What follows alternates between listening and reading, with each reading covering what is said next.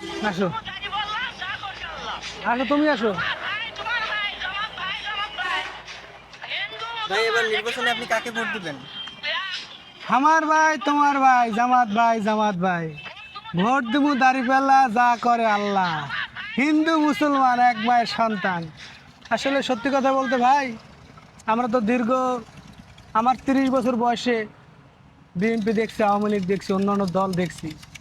কিন্তু এবার চাচ্ছি অন্তত ইসলামের পক্ষে, ইসলাম প্রতিষ্ঠা করতে চায় এরকম একটা দল, বাংলাদেশ জামাত ইসলামকে ভোট দিয়ে যেন তারা রাষ্ট্র ক্ষমতায় আসতে পারে, সেরকম একটি নির্বাচন আমরা উপহার দিতে চাই সাধারণ জনগণ।